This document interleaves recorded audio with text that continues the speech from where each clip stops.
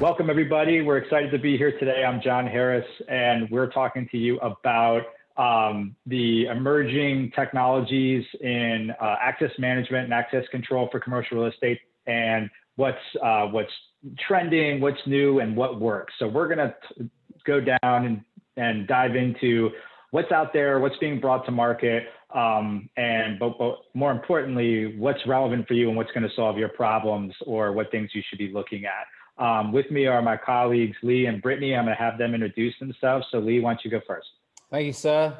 Good to be here with you and Britt today. Super excited about this topic. I think it's a really relevant topic that we really need to dig deep in and give the best to our audience. So for those of you that don't know me, Lee Oughton, COO and co-founder of Fortress Risk Management, also trailblazer with the GSD crew and co-founder of the Kindness Game. So looking forward to just giving you as much value as we can, and I hope that you enjoy the content. Over to you, Britt.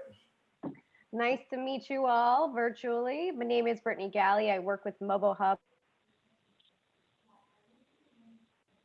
I'm also the co-founder of management and janitorial industries.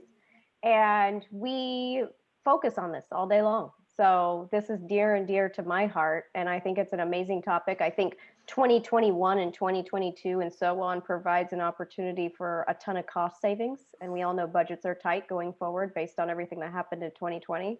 So this is the year of improvement and opportunity as far as I'm concerned for CRETech. Awesome. Agreed. And you know, as you mentioned, Brittany, 2020 has been a massive year of disruption, and I think it's safe to say that commercial real estate may have been one of the most disrupted markets outside of aviation Absolutely. And travel, right, and event space. And at the same time, there's been a ton of shiny new objects coming into the marketplace. Thermal screening, biometric access control, from a distance, the frictionless experience and all those things. Now, those have all been in the marketplace for 10 years, but they were seen more as novelty. And now we're seeing them push forward as must-haves. As you guys are interacting with either different clients or end users or going to spaces yourself, how are you experiencing that, either adoption or the want and need for those types of products? Maybe Brittany, we'll start with you. Are you hearing people saying, we want this, we need this, we have to have it? Yes. And I started hearing that about June of last year, 2020. And the reason is forget the cost savings of it for right now. It was do or die. It was, how do we stay alive? How do we stay afloat? Now, what I think the pivotal moment is now who's noticed, who picked up that and pivoted, right? A lot of these companies you're going to see go out of business because they just couldn't pivot fast enough, or they already have. And I think a lot of them either realized that they needed to pivot faster, and then they'll pivot again in 2021. But from the technology piece, it's now a must-have versus a want-to-have, or I'm going to outbeat my competitors, or I'm going to try and save money where I can. It's really a must-have now, and that's the trend you saw the difference in. And I mean, coming from a technology background, you could have said that 10 years ago. We were all headed towards technology, right? But I think now that everybody gets it, we're headed towards the technology. We're in the technology. Now it's which one's the best product for my business. Right. And Lee, how about yourself? What's your sense of the marketplace based on personal experience and then interactions with clients, end users, the like? Yeah, it's all about how agile and nimble you've been. Picking up on Britt talking about pivoting. At the end of the day, I look at my business and look at technologies as how much they've thrust to the forefront. I work with Britt a lot with MoboHub and how fantastic that is in disseminating information, which is then key for that stakeholder to be able to analyze and make a key decision based upon that. So if you think about how much 2020 has accelerated the market and really pushed the mindsets more towards technologies, and how much the importance of technologies in our day-to-day running of all of the security postures. But the key thing is for me is how does it all work together, and how do we understand it? And I think this is great. What we're doing is so that we can create awareness to some of those who are maybe not as educated as they should be. Again, I would encourage people to, if you haven't looked at technologies and don't understand where technologies sit in the entirety of the security ecosystem, you need to be looking, because there are a lot of companies that are already thrusting right to the forefront and moving extremely quickly. And you guys know is that technologies are being developed at an immense pace, and there are so many things available. It can get quite confusing to the audience. You're like, okay, how this product sounds great, but how does it add value to the organization? And I think us as security and risk management practitioners, it's our job to showcase where is the added value within the CRETech market, so that you understand, like smart buildings as an example of what are the pros and what are the cons of smart building, and understand as we discussed earlier, when an alarm goes off, yes, that is electronic and a technology, yet we still need the physical boots on the ground to go and check that alarm, that potential open door or vulnerability. And right. No, great. Go ahead, Brittany. No, I was just going to add to that. So that's the other bit is I think that's the shift in 2021 now that we're going to see is we all got by because we were operational and we were operating in this and that and the other. I think the real difference now is that we're going to start to see I'll call it the business as usual versus the preventative, especially in commercial real estate, especially in real estate as a whole, especially in communities that are residential, especially everywhere, facilities as a whole. You're going to start to see those that are thinking of preventative versus how do I just operate? And that's going to be that line in the sand of, I'll call it quality over, just operating, is that there is going to be a ton of companies that come into how do I prevent these things from happening inside of a facility, inside of a region, inside for a client, whatever it is. And that's the thought process that I think we're going to see in 2021. So let's hop back to some of the trends that we've seen in technology and tie those back to the points that you guys just made around smart buildings, Lee, that you touched on, because I think that's like a deep talk. We won't be able to unpack that whole thing, but there's a lot of synergies there.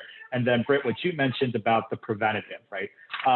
So as you mentioned before, big trends that we've seen emerge, or not emerge, but explode really, have been around touchless and frictionless access control, access management as a service, where you're, and I think in commercial real estate that's really important. So we'll come back to that, and then biometric driven access control through either facial recognition or other ways of getting into the building, what we might call non-traditional.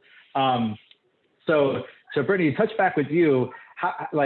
Which of those do we look at and we say that's got staying power? Like that's going to stick around. That's going to be a trend that isn't just going to be the next gunshot detection. Right. Yeah, I think we're at, well, first of all, two of the three of us are from the United States, right? Lee being actually originally from the UK, but now living in Latin America, he comes from a different perspective. So from the United States, it's fairly a regulatory question. Is when is it okay to collect all this data on the public? That's going to be the deciding factor, I think. And if we, as a country or a commercial, federal business, okay, that's going to be the deciding factor. What I think other countries are doing is they're doing it anyways. We're doing it anyways too in a lot of situations. We just are flying under the radar because we haven't necessarily put pen to paper and said it's okay or it's not okay. Eventually, that's going to come through. I personally think that you're going to not have a choice at some point, and it's going to have to be okay, because China's already collecting facial recognition. Every time you step on that soil, they collect your face, eyes, everything. The COVID now has helped us also collect everything from individuals, including blood type, right? So this doesn't necessarily change things from an access controls perspective of what we're doing. What is going to change in the future is the decisions that are made on federal governments that says whether it's okay to collect this data or not. I think that's it. I think it's a matter of 2 or 3 years where it'll finally come to head once all the chaos stops. I don't think they're going to tackle that now. I think they're just going to collect and collect and collect. And I mean, if you're thinking about it from a governmental standpoint, they'll likely just keep collecting, right? Why would you stop that boat? That's a great point. So when you look at using biometric features such as your face for access control, it's going to come down to privacy and 100%. data integrity, right? So I think, I feel like that's the one that has the most staying power, is because when I look at commercial real estate, I think of the tenant experience, and that being what it's all about. And so out of all those technologies we've talked about, what enhances the tenant experience the most? It's making my entry and movability into a building seamless and highly secure. And how do I accomplish that? So I feel like that's kind of the one, but regulatory, is gonna manage that. Yeah, and I would say follow the money. So the money today uses biometric all day long. They've been using that for years. They use the fingerprint, they use the facial rec, they use the eye they use the retinal. They use that. It's in place right now. It's going, right? My thing is making that public is what we haven't agreed to. Right. Yeah. I think that you're right. It is going to stick. My thing is it's up to the regulatory bodies to that it's okay to use it publicly. That's the flip of the switch. Now, COVID helped them do that. COVID helped launch these companies. COVID helped make that more okay than it used to be with, taking temperatures on your forehead. That helped that.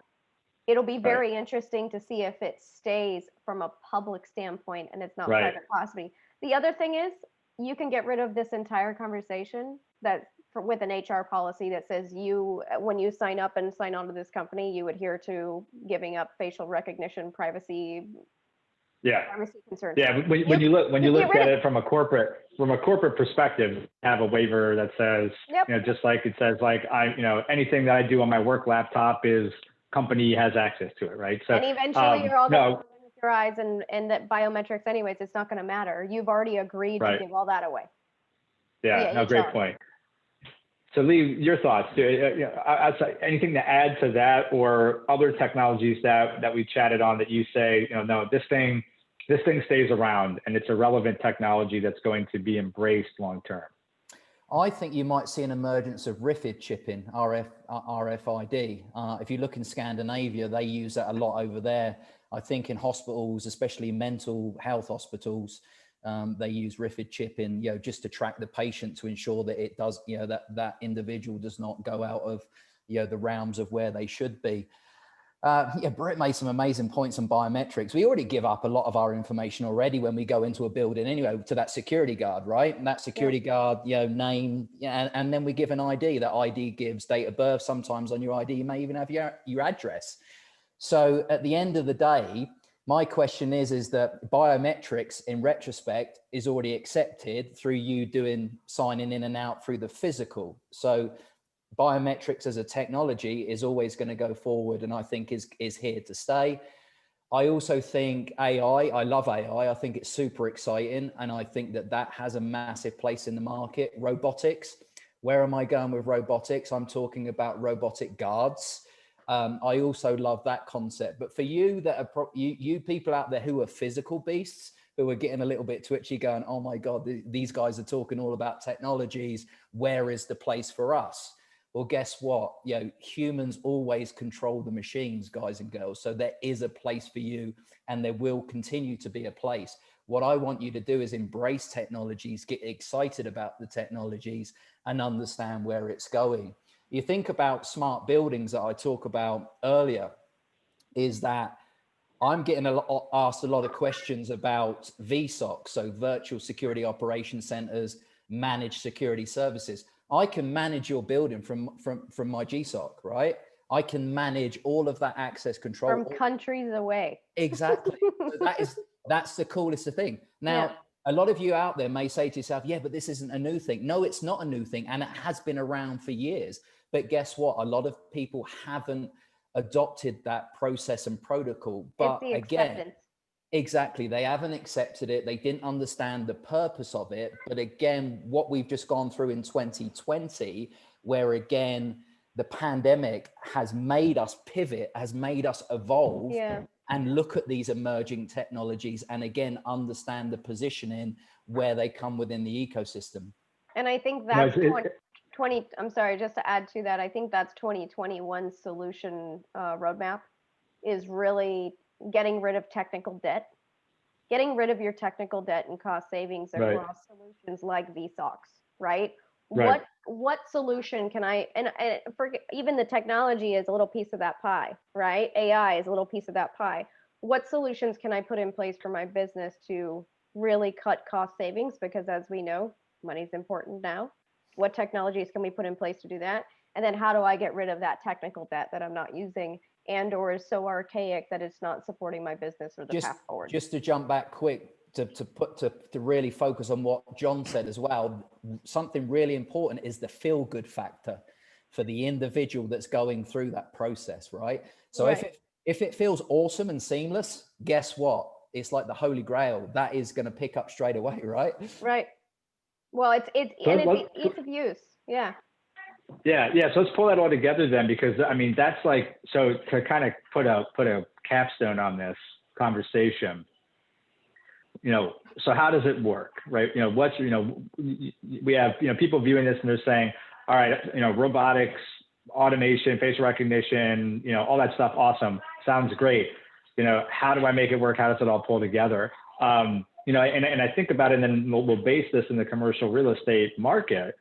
Every square inch of that facility that you can't occupy with a tenant, is losing you money.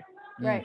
So I was talking to a commercial real estate company in New York City, and oddly enough, we were talking about virtual SOCs, and they were like, well, we wanted to build a SOC. And I said, well, what kind of SOC and what are you going to do in there? Because the square footage you're going to take up in one of your buildings is going to cost you. It's not just your investment, but it's the opportunity loss on what you can make off that real estate in New York City. Absolutely. So we started talking about, you can, work on, some smart edge devices and back-end software solutions that will tie this all together. And then we have, companies that we know and we do it ourselves, and Lee, you guys do it, who will we monitor all that stuff on your behalf, halfway around the world with redundancy and full backup 24/7, 365, and you don't have to worry about it.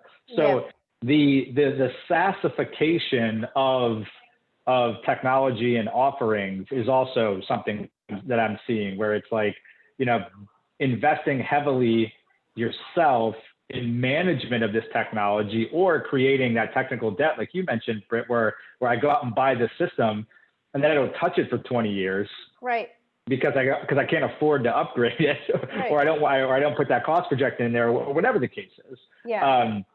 So I think that's like, so these things all come together and ultimately are driven from, now it's, I need to get back in the black. I need to get people in my buildings, but they need to be safe, secure, and feel great and like excited about.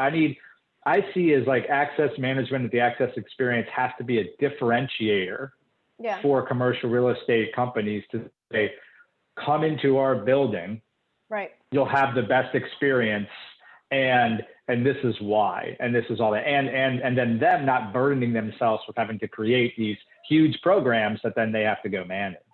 Experience, I think, so top three things: experience, cost, and climate, right?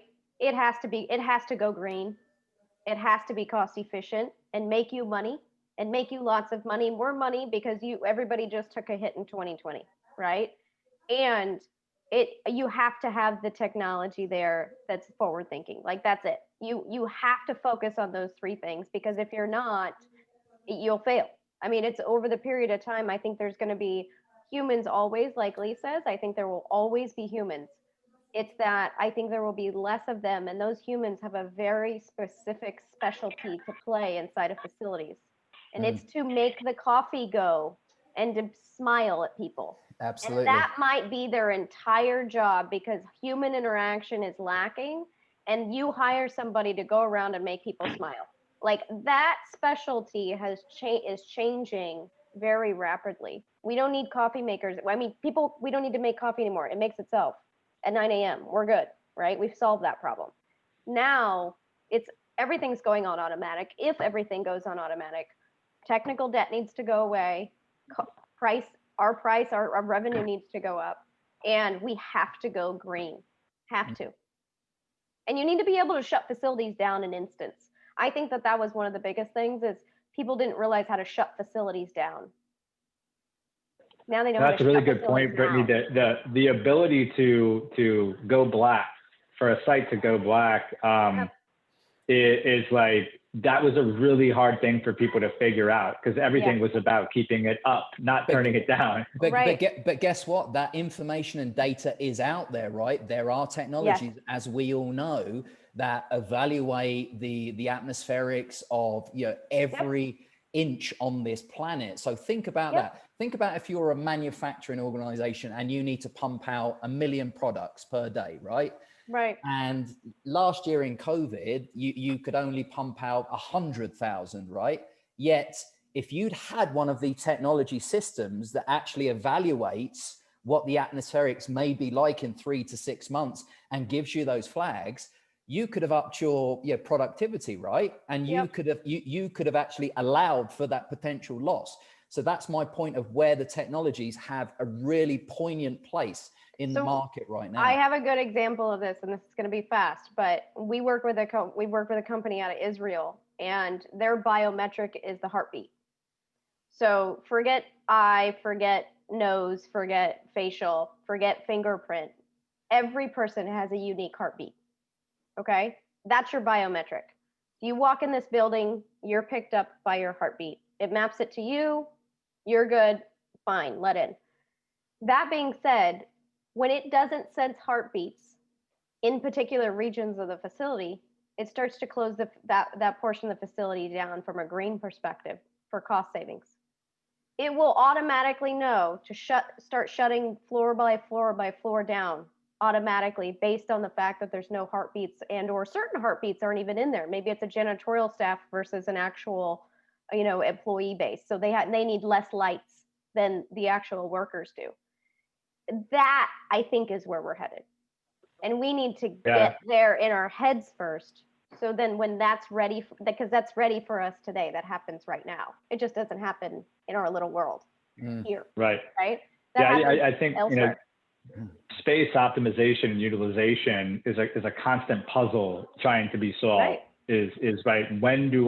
How much do I have? How is it being used? How do I optimize it? And that became really apparent amidst COVID. Is, if my space isn't filled and isn't being used, I need to shut it down so I can drive down my overhead costs, right, and balance that out, right? And so why can't that become a forever trend that you're able to manage? All right, we got a few minutes left here, guys, and so I want to go around the horn quick and just final thoughts. Key takeaways. Access management, access control, emerging technologies. What do you want someone to walk away from our session today with as a key point? Lee, why don't you start off? Yeah, so the big word for me is interoperability. It's understanding how they all work together, come together, and give you that essential added value. Each one is a pillar in retrospect, and they all work together in unison. And it's understanding of when that alarm goes off, when do you send that individual to go and check it? Again, like we talked about, the technology, beautiful technology that Britt just talks about, heartbeats is, again, how do you close down that specific area, again, thinking about robotics is like, how many robots do you need per section again? And then that mitigates the requirement for 200 individuals to, police this facility. So for me, again, it's understanding, awareness, interoperability, the added value. So those of you that are sat at home going thinking, yeah, but holy cow, there's a lot we got to think about is how we do it. Well, the thing is, we know, the first thing you guys need to do is assess, right? Do an assessment of each facility, each office, each requirement.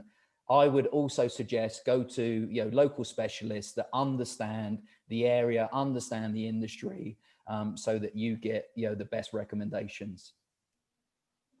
And mine's I'll be very clear, is get rid of your technical debt. Think about climate. How do I shut facilities down to save costs?